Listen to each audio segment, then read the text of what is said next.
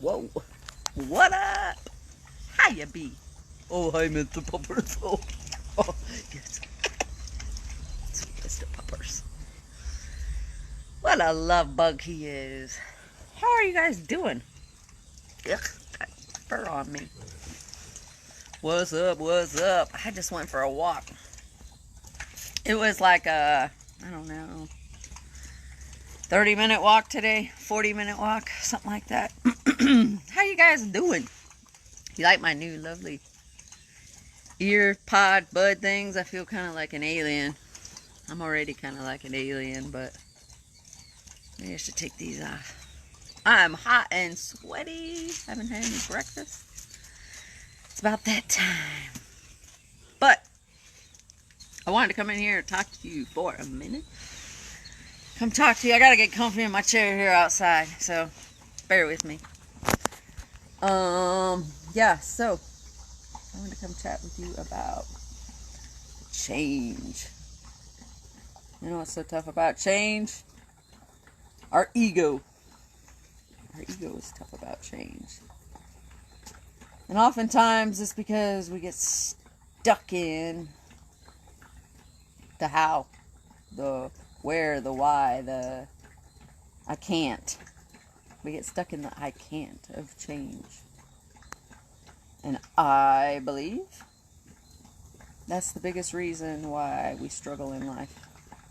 Is our mindset and our mind saying, nah, we can't do that. I can't do that.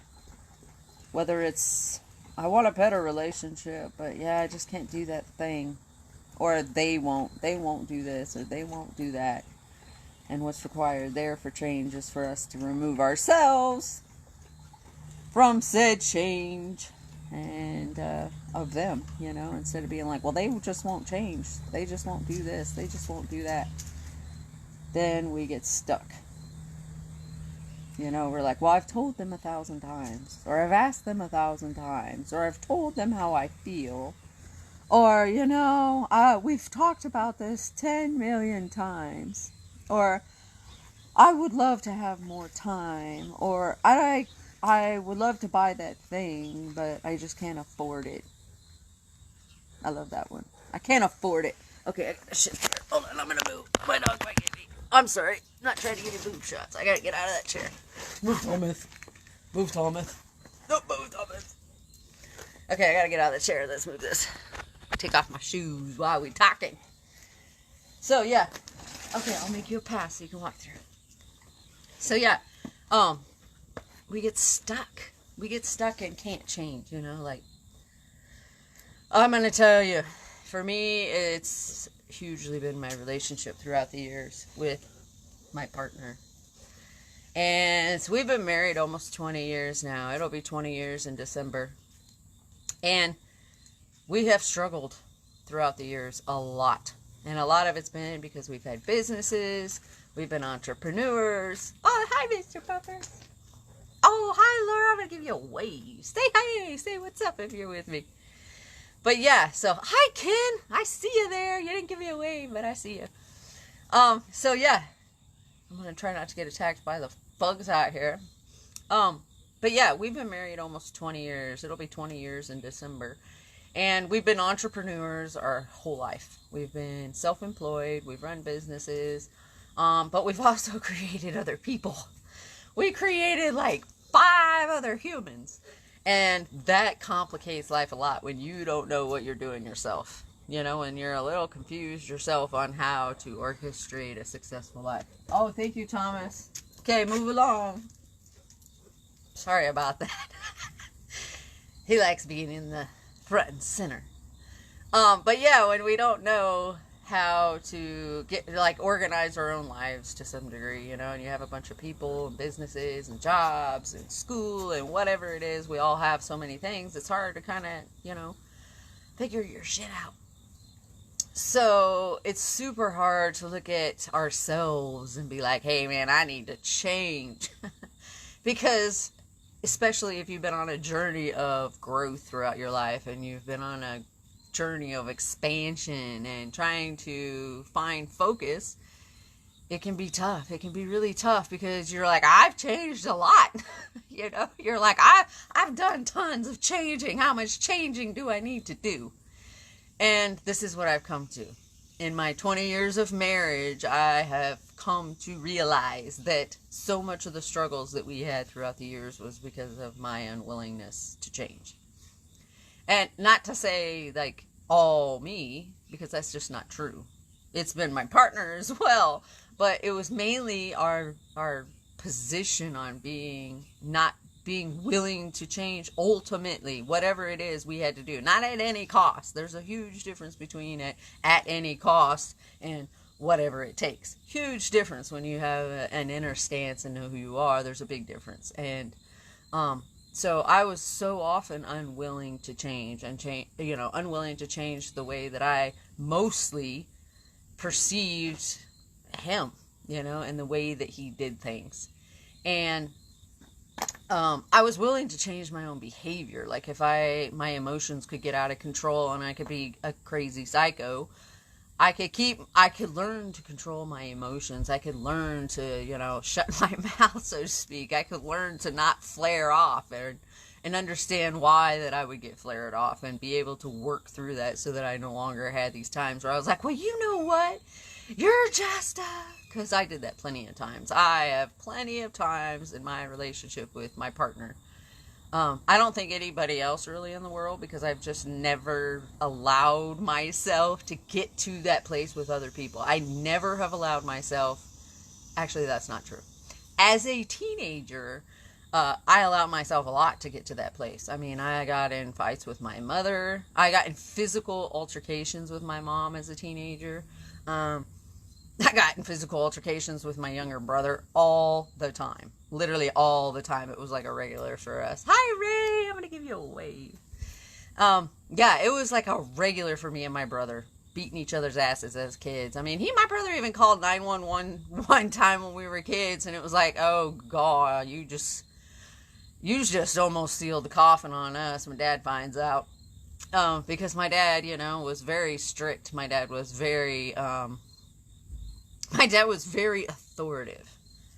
He was super, super authoritative. So, yeah, I mean, I've been in those things as a teenager when my emotions were insane and my life was crazy and I didn't know what was going on and I was having all this stuff hit me all at once. And especially once I became, sexually active as a teenager, and then I got pregnant with my son, it was like, oh my Lord, all these emotions and all this stuff just started hitting me about my life and my experience up to that point. And, I was super emotional, I lost my shit on my mom a few times. I definitely with my brother, some friends probably. I mean, a lot of different people. But as I've gotten older, it's probably been 20 years since I've had that kind of altercation, except for with two people. And I can tell you those two people. One being my brother, and it was not necessarily a physical altercation. It was just a large, huge argument. And two, my partner. I have argued with my partner off and on, more on over the last 20 years than off at times. And it was always because we didn't know how to do life. We didn't know how to choose. We didn't know how to see. We didn't have a perspective that was able to get us through this. We could see it in areas with our kids and our family and our finances and jobs and being business owners, but with each other, we just couldn't do it. And we had a lot of baggage. We both had lots and lots of baggage as being teenagers and kids, and especially as children, and the things that we experienced and went through, and the things that I experienced, and I hadn't dealt with all that emotional trauma that I had from being a little kid, and the experiences I had, and they shaped who and how and what I was and how I reacted and how I felt about myself and my value. Here goes the train. I don't know if you've heard of the train yet. But yeah, so it affected a lot. But what I've learned is I always have a choice. I always have a choice, and knowing and owning that I always have a choice, I can look at the situation a whole lot different, and I can allow myself to argue and fight, bicker, and point fingers, or I can look at myself and be like, how can I make this better? Because I can't choose for him. I can't choose what he's going to say. I can't choose how he's going to feel. And it's the same thing whether it's my parent, my dad, my mom, my kids, my husband, the city, the neighbors. And Lord knows I have plenty of those with the city. But, I mean, for real, it's anybody in life. And if we don't establish this emotional freedom, that's really what it is. It's not containing your emotions. It's like, growing up, everybody was like, come on, Cheryl, get your emotions in check. Stop being so dramatic. I mean, you can't imagine me being dramatic, right? Like, ever. But they were like, stop being so dramatic, Cheryl. Get your emotions in check. Why? You know, the crowd I used to hang with, they were always telling me to chill out and calm down and and it was like, why? I don't want to. You know, firstly, I don't want to. And secondly, why? Why do I even feel this way? And so once I started digging into that and realizing why I felt the way I did, I realized it was because of my choices. It was because of the choices I was making and the choices I had been influenced into make, and lack of being able to see I had a choice, and I was allowed to be dramatic, and I was allowed to be charismatic, and I was allowed to be whatever it is I want to be. And in that, I also have to allow everybody else that same freedom, that same emotional freedom. And the more we allow ourselves to have that same emotional freedom, we can see why. We can see why we have this. You know, if you can allow yourself to feel the way you feel instead of just pushing it away and being like, don't feel like that. Stop it. Don't. That's what we always do. We just shove it back in some closet, you know. We just put it back in there, and it's like, it's going to come back out. It's going to come back out. It's going to come out somewhere. It's going to come out in your finances. It's going to come out in your health. It's going to come out in your relationships. It's going to come out somewhere.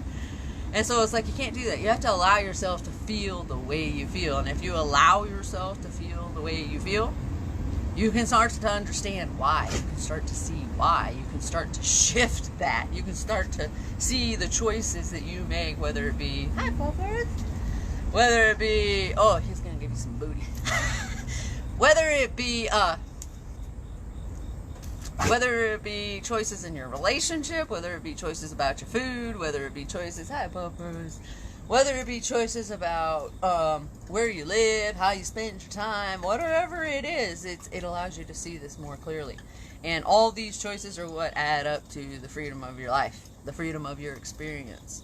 And it's hard to change. It's hard to make those choices sometimes when you got all these people questioning what you're doing and questioning how you're doing and who you are or what are you. I mean, you got to develop some strong emotional strength towards other people's emotions. You know what I mean? Because we all have them. We all get them. Whew, there's a bug. We all get to have these emotions. We all get to have this freedom. It's when we don't allow everybody to have the same freedom, and we don't allow everybody to have the same choice that causes the problem. So like with me and my partner, I can grow and I can change and I can shift and I can choose differently. But if he doesn't choose differently, if he doesn't want differently, if he doesn't see differently, if he's not ready, which is what I believe it is. I believe people want to be better. They want to have more time. They want to have more lives. They want to have, oh, sweet. Hi, Erica. What's up? People want to have more. They want to have more, and they want to feel better. So if you want to have more time, feel better, and all these things, it's all in your choices. But we got to allow other people to have that same thing, because if we don't, that's where that constriction comes in. That's where that binding comes in. That's where that tightness comes in, you know, and it's showing up horribly strong. Like, and I say horribly as in a so overpoweringly kind of way right now in our society. The lack of allowing people to have their space, you know, allowing people to feel the way that they want to feel, or they do feel, you know. And if they can't see differently, it means they're not ready. They're not ready to, not because they can't, you know. I truly believe I can't is a way of saying I'm not ready. And I once wasn't ready for a lot of things. I've been divorced before, so clearly I wasn't ready for marriage at one point in my life, or a long-term partnership, you know. There's been a lot of things. I could think of a lot of things. I've had businesses in the past that failed because I wasn't ready to do what it takes to make them succeed. I'm not in that place now because I've learned, and now I know what it takes. I know the commitment. I know the changes I have to do in order to have a successful business, in order to have a successful relationship, in order to have success with my pets. You know, I mean, I grew up in a house where the pets were like, had problems. The kids had problems. The people had problems. I mean, we had health problems. We had food problems. We had financial problems. We had problems, like big time problems growing up. You know, we had abuse problems. We had sexual trauma problems. I mean, there's a list a mile long of the bullshit that went on in my house growing up between myself and my brothers and my parents. I mean, it was just problems. Lots and lots and lots of human problems. And as I've grown up and as I've raised my own family and as I've had my own businesses, not worked as just an employee, because I did that for a short stint as a teenager. Like, no way, not for me. I'm not the uniform type. I'm not the show up here at this day, at this time. It's not for me. So, no, I have to have design for my own life, and that includes in my business and making money, and it includes my children and my clothing and my money and all these things. But I didn't once have that clarity. I didn't once have that knowledge. I didn't once have these tools to be able to create with. But now I do. But I had to make a lot of changes. And all of them were here. All of them were here. All within me. And I have to allow everybody else to do the same. And we have to allow it with our partners. We have to allow the changes within our children. You know, that was a hard one for me. Hey, no, don't do that. Oh, sorry, my dog. The hardest one for me was my son. You know, I have a 24-year-old son and I have a 1.5-year-old grandchild. And the hardest one for me was my son when he started getting older, because I was a young mom and I didn't know a lot of things about a lot of things about a lot of things when I had my son. But I knew I loved him. I knew I wanted him. I just had no idea how to truly show and teach and educate him. And I had no idea what love really meant. I really didn't. And so I struggled a lot, you know, with my first kid and really trying to show my love and not knowing how. Hi, Doggy Doo. And so, hi, baby girl. Yeah, you know, and it was because I had never been shown. So I had to make a lot of changes in my parenting and my relationships in order for them to work, because it wasn't before. It wasn't working. So, anyway.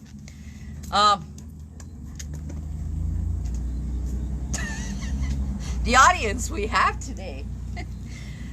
So yeah, really, for real, if you want to see some drastic changes in your life, you got to make some changes. For real. If you want to see some transformation, make some changes. And they're all going to start in your head. They're all up here. They're all start in your head. They'll all start there, because if you can believe it, you can achieve it. And it's true. It's so true, you know. If you can believe it, you can achieve it. And it's like, I got pregnant at 15. I was 15 when I got pregnant, and I was like, oh shit, you know, like, oh my God, how am I going to do this? I can't raise a kid. I can't raise a teenager. I can't raise a baby. What am I going to do? And I was freaking out. And then I was like, wait a minute, Cheryl, you've wanted babies your whole life. Like, you've babysit other people's babies your whole life. You've dreamed about holding and loving and caring for your own children. And so it was like, you don't know how to raise a teenager, but you don't have to right now. You just got to dive into right now. And right now said, change your mind. Stop freaking out. You can do this. And that's what I did at 16, at 15. I was like, cool, I can be pregnant. People do this. Girls used to do it back in time when we do it when they were 13 or 14 or 12 or whatever it was. So I can do this. Is it optimum? No, I don't know what the fuck I'm doing. But I committed. I was like, I can take care of a pregnancy. I can take care of myself in this pregnancy. That's all I got to do right now is be pregnant. And I was focused. I started walking. I started drinking water. I hated water up to that point. I did so many changes for my body at that point in my life to the level of awareness that I had, because I was committed to myself. I was committed to my life. I was committed to this baby that I wanted to have so bad, even if I had no clue how to love him. And so I just started trying to love me and myself, even though I didn't know that's what it was. I thought it was him. I thought I was loving him by my pregnancy, and I was, but I was loving us both, and I just went there. And then the next step was the baby, and then the next step was the toddler, and the next step, and the next step. And I've always just tried to stay just like a little step ahead of my children so that I could lead and guide them, not tell them what to do. You know, and I feel like that's really the only point of my existence as a human on this planet. It's just to lend a hand to the next, and the next are my children, or the next are the ones that need to know. It's not for me to tell anybody how to do it. It's not for me to tell anybody what to do. And it's not so anybody can tell me what to do, because that's not going to happen. So, my dad's been trying all my life. I can remember as a young child being told, Cheryl, be quiet. Cheryl, stop. Cheryl, close your mouth. Cheryl, stop talking. Cheryl. And I was just always like, why? Why? Why this? Why that? Why this? Why that? Why do I have to stop talking? Why can't I ask? Why can't I be curious? And it's worked out pretty well, I'd say. So be curious, be willing to change, and be willing to allow everybody else to have that experience, including your partner, yourself. Allow yourself to have whatever experience, and don't think it's got to be exactly the way you believe it does. Because I believe for a long time a lot of things about my partnership and my parenting and my own parents, my own life, that are just not true for me. They might be true for somebody else. They're not true for me, and I struggled until I zoned in and lined up and figured out my truths. So, till we get that stuff worked out, it's a struggle. And I believe the fastest way to figure it out is allow everyone to have their own experience. Allow others to come forth on their own, and allow yourself to do the same. That's what love truly is. Right there. See it? Love. Love. Can you see it? Should I move it for you a little? There, the curtain's in the way. I'm sitting out on the patio and it's fun. There's all these curtains and colorful. It's beautiful. But anyway, yeah, love. Letting others voluntarily evolve, including your own children. So, represent the best version of you, and they'll be the best versions of them.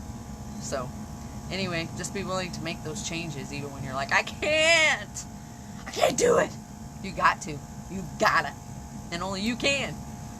So you really don't have to do a lot, but I believe this is one of the things that if you want a successful life, you have to do. And that is be willing to change.